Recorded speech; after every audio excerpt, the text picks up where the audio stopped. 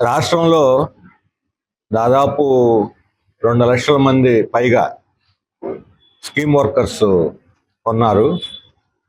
అంగన్వాడీలు, ఆశాలు, mid day మీలు, విఆర్ఏలు, విఓఏలు, మెప్మా వెలుగు వాళ్ళు, ఇటువంటి రకరకాలైనటువంటి సమగ్ర శిక్ష, ఎస్ఎస్ఏ సమగ్ర శిక్ష అభియానం, ఎన్హెచ్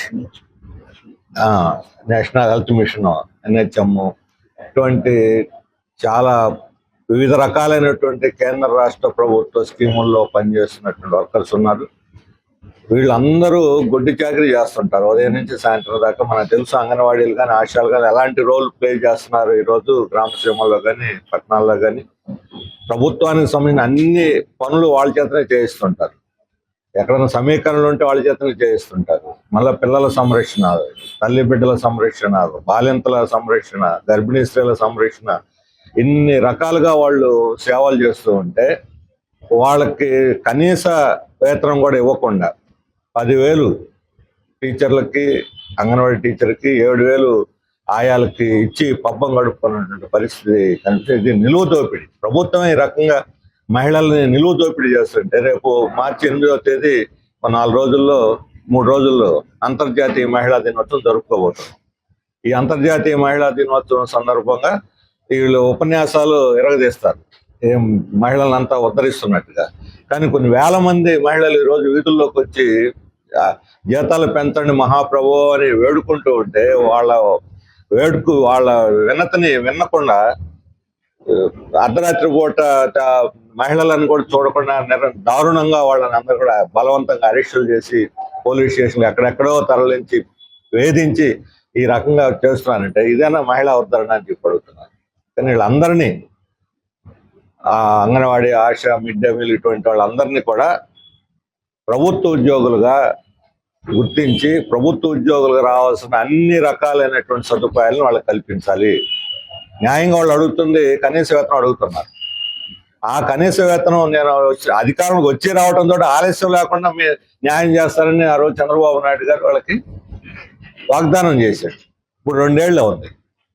ఆయన రోజు 24 గంటలు నిద్రాహారాలమని కార్పొరేట్ సేవలో మునిగిపోతున్నాడు. Ease of doing business, speed of doing business అంటూ అన్ని పెట్టుబడులు వచ్చినాయి, ఇన్ని పెట్టుబడులు వచ్చినాయి, అంతమందికి ఉద్యోగాలు, ఇంతమందికి ఉద్యోగాలు అంటూ దావోస్, సింగపూరు ఏమాత్రం ఖాళీ లేకుండా ఢిల్లీ చుట్టూ ఇట్లా ప్రదర్శనలు చేస్తూనే ఉన్నారు. ఒక్క క్షణం కూడా మన ప్రజల గురించి, తాను ఎన్నికలు చేసిన వాగ్దానాల గురించి, మన మహిళల గురించి ఆలోచించే తీరిక మాత్రం ఆయనకి లేదు. వేల మంది విజయవాడలో వచ్చి రాత్రిపూట కూడా అక్కడే బైఠాయించి చేస్తే ఎందుకు వచ్చారు, ఏం కోరుతున్నారు అనేది కూడా లేకుండా నిర్దాక్షిణ్యంగా వాళ్ళందరినీ అరెస్ట్ చేసి పంపించడం అంటే చెప్పేటువంటి మాటకి చేస్తున్నటువంటి పనికి అసలు ఏమాత్రం సంబంధం లేకుండా ఉంది. ప్రతిపక్షంలో ఉన్నప్పుడు గంభీరమైన ఉపన్యాసాలు చేసి వాగ్దానాల మీద వాగ్దానాలు కురిపించి వాళ్ళ సమ్మె న్యాయం ఉంది ఆ రోజు, వాళ్ళ కోరికల న్యాయం అని ఆ రోజు. ఈ రోజు మాత్రం ధర్నా కూడా చేయకూడదు, ఒక్కరోజు కూడా చేయకూడదు ధర్నా, ఏ కోరిక కోరకూడదు. మనకు ఉంది సామెత ఉంది కదా, యమధర్మరాజును సైతం ఆఖరి తన భర్త ప్రాణాల కోసం యమధర్మరాజునే కిందకి దించి పోరాడిన చరిత్ర మన మహిళలకు ఉంది, సావిత్రి లాంటి మహిళలు. ఇప్పుడు చంద్రబాబు నాయుడు గారు అంటున్నారు ఆ ఒక్కటి తప్ప. అప్పుడు యమధర్మరాజు అన్నాడు, ఇప్పుడు ఈయన అంటున్నాడు ఆ ఒక్కటి తప్ప. అంటే జీతాల పెంపుదల తప్ప. మీరు ఏమైనా అడగండి, కావాల్సింది అది. వాళ్ళు అంటున్నారు అది సాధించుకునేదాకా మేము విశ్రమించుకొని వాళ్ళు అంటున్నారు. యమధర్మరాజునే కిందకి దించి కోరికలు సాధించుకున్న మహిళలకి ఇదేం లెక్క కాదు. అందుకని మహిళలతో పెట్టుకోవద్దని కోరుతున్నాం మేము. ఇంతవరకు అంగన్వాడీలతో, ఆశాలు ఎటువంటి మహిళలతో పెట్టుకున్న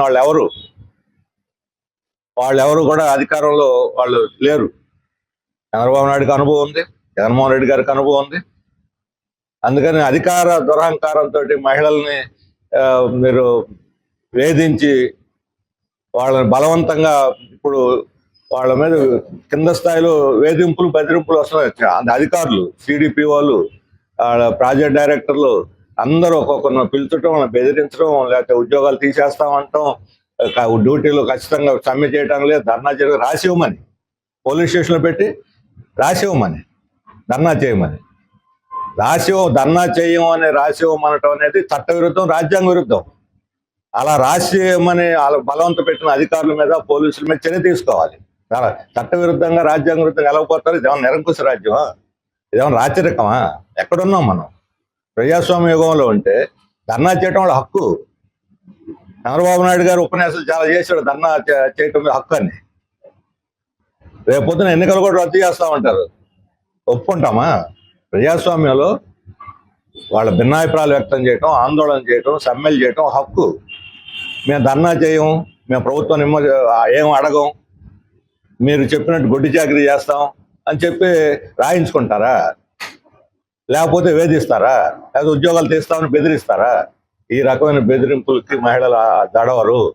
మీరు బెదిరించి పరిపాలన చేయలేరు, అదిరింపులు, బెదిరింపులు, దౌర్జన్యాలతో పరిపాలన సాగించలేరు అని చెప్పి నేను ప్రభుత్వం చెప్పదలుచున్నాను. అందుకని వాళ్ళందరూ కోరికను మళ్లించి వాళ్ళతో ఆ యూనియన్లతో పిలిచి చర్చలు చేసి వాళ్ళ న్యాయమైన కోరికను, మీరే అన్నారు న్యాయమైన కోరికని, ఆ న్యాయమైన కోరికలను పరిష్కరిస్తామని మీరే చెప్పారు. ఇప్పుడు అన్యాయం అయిందా? ఆ రోజు న్యాయమైన కోరిక రోజు అన్యాయం ఎలా అవుతుంది? కాబట్టి వెంటనే వాళ్ళు జీతాల సమస్య, ప్రధానంగా వాళ్ళు అడుగుతుంది జీతాలు పెంచమని, జీతాల సమస్యని పరిష్కరించాలని చెప్పి మేము డిమాండ్ చేస్తున్నాము. అంగన్వాడీలు చేస్తున్న న్యాయమైనటువంటి పోరాటాలకి, ఆశయాలు చేస్తున్న న్యాయమైన పోరాటాలకి, ఇతర స్కీమ్ వర్కర్స్ సాగిస్తున్న వాటికి మేము పూర్తి మద్దతు తెలియజేస్తున్నాం. అలాగే కొన్ని వేల మంది ఈరోజు కాంట్రాక్ట్ వర్కర్స్, అవుట్సోర్సింగ్ వర్కర్స్ ఉన్నారు, వివిధ డిపార్ట్మెంట్స్లో ఉన్నారు. వాళ్ళు time scale, minimum time scale అమలు చేయమని డిమాండ్ చేస్తున్నారు. మినిమం టైం స్కేల్ దాన్ని కూడా చేయట్లేదు, ఇంతవరకు వాళ్ళతో కూడా చర్చలు చేయట్లేదు. వాళ్ళు కొంతమందిని అయితే అసలు వాళ్ళని డైలీ వేజ్ లాగా చూస్తున్నారు. కాబట్టి ఈరోజు ఉద్యోగాలు ఇస్తాం లక్షలాది మందికి, లేదా జాబ్ క్యాలెండర్ ప్రకటిస్తామని ఒకవైపు చెబుతూ ఉన్న ఉద్యోగుల్ని కూడా సరిగ్గా జీతపత్యాలు ఇవ్వకుండా, చూడకుండా మీరు ఈ రకంగా అన్యాయానికి గురి చేసి ఎలా మీరు సమాజాన్ని ఉద్ధరిస్తారు, ఎలా మన రాష్ట్రాన్ని అభివృద్ధి చేస్తారని చెప్పి అడుగుతున్నాం. ప్రజల ఆదాయాలు పెరిగితే రాష్ట్రం అభివృద్ధి అవుతుంది. ప్రజల ఆదాయాలు పెరగకుండా కార్పొరేట్లకి ఆదాయాలు పెరిగితే రాష్ట్రం అభివృద్ధి అవ్వదు. ఈ కార్పొరేట్లు అంతా అమెరికా నుంచో, ఐరోపా నుంచి వచ్చేవాళ్ళు అక్కడ తీసుకుపోతారు వాళ్ళ సంపదని, మన రాష్ట్రంలో మిగల్చదు. ఇక్కడ ప్రజలకు ఆదాయాలు వస్తే ఇక్కడ అభివృద్ధి జరుగుతుంది. దీన్ని ప్రభుత్వం సీరియస్గా తీసుకొని ఈ అసెంబ్లీ సెషన్లోనే రేపు 7వ తేదీలోగా రాష్ట్ర ప్రభుత్వం జీతాలను పెంచుతూ ప్రకటన చేయాలని చెప్పి నేను డిమాండ్ చేస్తా ఉన్నాను. ఇరాన్ మీద అమెరికా ఇజ్రాయెల్ చేస్తున్నటువంటి యుద్ధం చాలా దుర్మార్గమైంది. అది ఎలాంటి మనకు పాత సాగుతుంది, ఒక మేకపిల్లని తింటానికి పులి తనకన్నా దిగువ నీళ్లు తాగుతుంటే నువ్వు నీ ఎంగిలి నేను తాగాను అన్నట్టుగా ఉంది వాళ్ళు చెప్పేటువంటి సాగు. ఇప్పుడు ఆ పెట్రోల్ మీద ఆధిపత్యం కోసం దాడి చేసి అణుయుద్ధాలు, అణుశక్తి ఉందని కారణం చూస్తున్నారు. అణుశక్తి ఆ దేశంలో ఉంది, వాళ్లే బహిరంగ ఒప్పుకున్నారు. అది అణు యుద్ధం కోసం, అణు ఆయుధం కోసం కాదు. శాంతియుత ప్రయోజనాలు అంటే విద్యుత్ తయారీ, ఇటువంటి వాటికి ప్రతి దేశం వాడుకోవచ్చు. యురేనియం తనిఖీ చేసుకోమని వాళ్ళు చెప్పారు. ఓపెన్ గా ఐఐఈ అని ఆహ్వానించారు. ఐఐఈ తనిఖీ చేసి ఏమీ లేదు, ఇక్కడ ఈ ఆయుధాలు తయారు చేయట్లేదని చెప్పారు. నిన్న కాక మొన్న వెనుజులా మీద దాడి చేశారు. ఏం పేరు చెప్పి? డ్రగ్ పేరు చెప్పి దాడి చేశారు. అంతకుముందు ఇరాక్ మీద దాడి చేశారు. ఏం పేరు చెప్పి? ఉగ్రవాదం పేరు చెప్పి. అంటే ఒక దేశం మీద ఉగ్రవాదం పేరు చెప్పి, ఒక దేశం మీద డ్రగ్ పేరు చెప్పి, ఇంకో దేశం మీద అణ్వాయ శక్తి పేరు చెప్పి, ఈ రకంగా ఏదో ఒక రకంగా ఈరోజు పశ్చిమాసియా ఆయిల్ మీద, లాటిన్ అమెరికా మినరల్స్ మీద ఆధిపత్యం కోసం ఈరోజు దిగజారిపోతుంది, అడుగంటిపోతుంది అమెరికా ఆర్థిక వ్యవస్థ, వాళ్ళ ఆధిపత్యం. కానీ ఇజ్రాయెల్ని కూడా కలుపుకొని వీళ్ళు చేస్తున్నారు. అంతకన్నా దుర్మార్గం ఏంటంటే ఇండియా గవర్నమెంట్ ఈరోజు ఈ దాడిని ఖండించడానికి బదులు, దుర్మార్గం దాడిని, ఈరోజు దాన్ని తటస్థ వైఖరి తీసుకొని ఇజ్రాయెల్కి మద్దతిస్తారు. ఈ యుద్ధం దాడి చేస్తున్న ఖచ్చితంగా 2 రోజుల ముందు ఇజ్రాయెల్కి వెళ్ళి నెతన్యాహుతో కలిసి ఒక వ్యూహాత్మక ఒప్పందం చేసుకుంది. మన దేశం అసలు ఇజ్రాయెల్తో కలవటం ఏంటి? ఇజ్రాయెల్ని బహిష్కరించిన దేశం, పాలిస్తానికి మద్దతు ఇస్తున్న దేశం, మన సాంప్రదాయం అది, మన చరిత్ర అది. ఇప్పుడు పోయి ఇజ్రాయెల్కి అంటకావటం ఏంటి? మనకి ఇరాన్తో స్నేహం ఉంటే కనీసం చీప్ ఆయిల్ వస్తుంది. ఇజ్రాయెల్ నుంచి మనకేం వస్తుంది? రష్యా నుంచి నువ్వు ఆయిల్ కొనొద్దానంటే అమెరికా హోంకరిస్తే ఆయిల్ కొనకుండా ఆపేస్తాం. ఇప్పుడు ఇరాన్ యుద్ధం, రష్యా నుంచి ఆయిల్ లేకపోవడం ఏమవుతుంది? రేపు పొద్దున్న నుంచి ఆయిల్ ధరలు ఎలా పెరుగుతాయో అర్థం కాని పరిస్థితుంది. అందరూ ఇప్పుడు చూస్తున్నారు. కొంతమంది అయితే ముందే ఆయిల్ కొని పెట్టుకుందామని ఆలోచిస్తున్న వాళ్ళు కూడా ఉన్నారు. ఉదయం టీవీలో కూడా వార్తలు వచ్చినాయి. చాలా మంది డబ్బాలో పట్టుకొని పోతున్నారు. ఒక రకమైన స్పెక్యులేషన్ స్టార్ట్ అయిపోయింది, ధరలు పెరుగుతాయి. ఈ స్పెక్యులేషన్ చాలు పెట్రోల్, అంబానీ లాంటి వాడు పెట్రోల్ రేటు పెంచేటారు. అతని దగ్గర ఇప్పుడు ఆధిపత్యం ఓఎన్జీసీ లేదు, అంతా రిలయన్స్ వాళ్ళది. లాభాల మీద లాభాలు పిండుకుంటారు జనం దీన్ని ఉపయోగించుకొని. కానీ యుద్ధం ప్రపంచ శాంతికే కాదు, భారతదేశ ప్రయోజనాలకు కూడా నష్టకరమైంది. మన మీద భారాలు వేసేటువంటిది, మన భారతీయ వారసత్వాన్ని దెబ్బతీసి మన ఆత్మగౌరవాన్ని ప్రపంచ స్థాయిలో దిగజార్చేటువంటి, మన ప్రతిష్టను దిగజార్చేటువంటి చర్య. మోడీ ఇప్పటికైనా సరే బహిరంగ ముందుకు వచ్చి అమెరికా యుద్ధాలు దాన్ని ఖండించాలి. అలాగే చంద్రబాబు నాయుడు, జగన్మోహన్ రెడ్డి కూడా మాట్లాడలా, మోడీకి భజన చేయకపోతున్నారు వీళ్ళు. ఇప్పుడు వీళ్ళు మన రాష్ట్రానికి ఏం మేలు జరుగుతుందని దీని ద్వారా ఎంతమంది గల్ఫ్ లో ఇరుక్కుపోయి ఇబ్బందులు పడుతున్నారు. మన కుటుంబం లక్షల సంఖ్యలో, వేల సంఖ్యలో ఉన్నారు అక్కడ. కాబట్టి జగన్మోహన్ రెడ్డి గారు, చంద్రబాబు నాయుడు వీళ్ళు కూడా ముందుకొచ్చి ప్రజలకు భరోసా ఇచ్చి అమెరికా దాడిని ఖండించాలని చెప్పి. కానీ ఒకవైపునేమో ఎండలు కూడా పెరుగుతున్నాయి. చాలా ప్రాంతాల్లో సాగునీటి కొరత ఏర్పడుతుంది. ఈ డెల్టా ప్రాంతంలో సాగునీటి కొరత లేకుండా అధికార యంత్రాంగం, ఇరిగేషన్ శాఖ చర్యలు తీసుకోవాలని కోరుతున్నాం. అలాగే త్రాగునీటికి కూడా కొరత వచ్చే అవకాశం కనిపిస్తుంది. త్రాగునీటికి కూడా కొరత లేకుండా మారుమూల ప్రాంతాలకు కూడా త్రాగునీరు అందించే చర్యల్ని రాష్ట్ర ప్రభుత్వం, జిల్లా అధికార యంత్రాంగం తీసుకోవాలని కోరుతున్నాం. ధాన్యం ధర ఏమాత్రం కూడా రైతాంగానికి గిట్టుబాటు కావట్లేదు.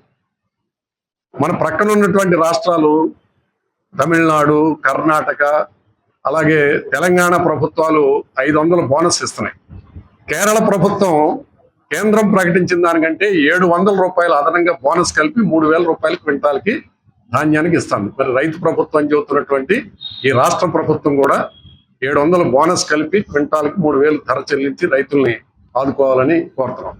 కౌలు రైతులకి గుర్తింపు కార్డులు ఇస్తామన్నారు, లేదు. చట్టం చేస్తామన్నారు, లేదు. అలాగే వాళ్ళకి రుణాలు ఇస్తామన్నారు, లేదు. ఇప్పటికైనా సరే కౌలు రైతులకి సమగ్రమైనటువంటి రక్షణ చట్టం చేసి వాళ్ళకి గుర్తింపు కార్డులు ఇచ్చి, రుణాలు ఇచ్చి వారిని ఆదుకోవాలని కోరుతాం. రాష్ట్రంలో కౌలు రైతులు, పేద రైతులు, వ్యవసాయ కార్మికుల యొక్క ఆత్మహత్యలు ఈ కాలంలో పెరుగుతున్నాయి. ఆత్మహత్యల్ని ఆపేలాగా ప్రభుత్వం చర్యలు తీసుకోవాలని కోరుతాం. అన్నదాత సుఖీ భవ 20,000 రూపాయలు వాస్తవ సాగుదారులైనటువంటి రైతులకి ఇవ్వాలని కోరుతున్నాం. ఈ సాగునీటి కొరత లేకుండా చూడాలి అంటే దొంగరావిపాలెం వద్ద ఎత్తిపోతల పథకం అప్పటి నుంచి పెండింగ్ లో ఉండిపోయింది. మంత్రి గారు, మన జిల్లాకు చెందినటువంటి మంత్రి, ఇరిగేషన్ మంత్రి, వారు ప్రత్యేకమైన శ్రద్ధ తీసుకుని ఆ దొంగరావిపాలెం దగ్గర ఎత్తిపోతలు నిర్మించి రైతాంగానికి ఆయకట్టుకి ఇబ్బంది లేకుండా చూడాలని కోరుతున్నాం. ఆక్వా ఈరోజు రాష్ట్రంలోనే ప్రథమ స్థానంలో ఉంది. మన రాష్ట్రం దేశంలోనే, అలాగే జిల్లా ప్రథమ స్థానంలో ఉంది. ఆ ఆక్వా రైతుల ఆదాయం చూస్తాను తప్ప ప్రభుత్వం, కేంద్ర ప్రభుత్వానికి ఆదాయం వస్తుంది, రాష్ట్ర ప్రభుత్వానికి ఆదాయం వస్తుంది, విదేశీ మారక ద్రవ్యం, పన్నులు, సెస్సులు, కానీ ఆ రైతుల యొక్క సమస్యలు మాత్రం పట్టించుకోవట్లేదు. చేత రొయ్యలకి, కౌంట్కి రైతుల ఉత్పత్తి ఖర్చును దృష్టిలో పెట్టుకుని న్యాయమైనటువంటి ధర ప్రకటించి అమలు చేయాలని కోరుతున్నాం. అలాగే నాణ్యమైన సీడ్ అందించాలి. ఫీడ్ ధరలు తగ్గించమని రైతాంగం అడుగుతూ ఉంటే కంపెనీలు పెంచుకుంటా పోతున్నాయి. ప్రభుత్వం ఏమాత్రం కూడా నియంత్రించట్లేదు. చేత ఫీడ్ ధరలను కూడా నియంత్రించాలి. కరెంటు ఛార్జీలు రాయితీ ఇస్తామని చెప్పారు, ఆ రాయితీ కూడా అమలు చేయట్లేదు. ఆ రాయితీలు అమలు చేయాలి. కోల్డ్ స్టోరేజ్ సౌకర్యాలు కల్పించాలి. ఈ రోజున మార్కెట్ యార్డులో బిల్డింగులు ఖాళీగా పడున్నాయి. కోల్డ్ స్టోరేజ్ సౌకర్యాలు కల్పిస్తే అటు ఆక్వా రైతులకి, కూరగాయల రైతులకి, పాడి రైతులకి అందరికీ ఉపయోగపడుతుంది. ఆ సౌకర్యాలు కల్పించాలని కోరుతున్నాం. డెల్టా ఆధునీకరణ పనులు ఈ జిల్లాలో 20 ఏళ్ళు అయింది ప్రారంభించి. ఈ రోజు కూడా ఆ డెల్టా ఆధునీకరణ పనుల్ని పూర్తి చేయలేదు. ఆ డెల్టా ఆధునీకరణ పనులు కూడా తక్షణం పూర్తి చేయాలి. కాలువల వ్యవస్థని మెరుగుపరచాలి అని కోరుతున్నాం. వ్యవసాయ కార్మికులు గ్రామీణ ఉపాధి పథకం, ఇప్పుడు కేంద్ర ప్రభుత్వం తెచ్చినటువంటి పథకం ఏమో చట్టాన్ని రద్దు చేసి పథకాన్ని తెచ్చారు. దీనివల్ల వ్యవసాయ కార్మికులకి నష్టం తప్ప మేలు జరగదు. పని దినాలు పెంచామని గొప్పలు చెబుతున్నారు, కానీ ఆచరణలో నిధులు పెంచకుండా, కేటాయింపులు పెంచకుండా, బడ్జెట్ పెంచకుండా రోజులు పెంచామని చెప్పడం అంటే అపహాస్యం. చేత అడిగిన వారికల్లా చట్టంలో, గత చట్టంలో ఏదైతే హక్కు ఉందో ఆ హక్కుని గుర్తించి వ్యవసాయ కార్మికులకి పనులు కల్పించాలని కోరుతున్నాం. చేతి వృత్తిదారులు కూడా ప్రత్యేకంగా ఈ జిల్లాలో వేలాది మంది చేతివృత్తిదారులు ఉన్నారు. ఆ చేతివృత్తిదారులు కూడా ఆదుకోవాలని కోరుతున్నాం. అలాగే మైదాన ప్రాంత గిరిజనులు ఉన్నారు, ఎరుకలు, యానాదులు, వీరందరూ కూడా వారు నానా అవస్థలో ఇబ్బందులు పడుతున్నారు. వారిని అలా ప్రభుత్వం పట్టించుకోదు, అధికార యంత్రాంగం కూడా పట్టించుకోదు, చెంచులు కూడా ఉన్నారు. ఈ మైదాన ప్రాంత గిరిజనుల్ని ప్రత్యేకంగా వారిని గుర్తించి అన్ని ప్రాంతాల్లో వారి సమస్యల్ని పరిష్కరించాలని కోరుతున్నాం.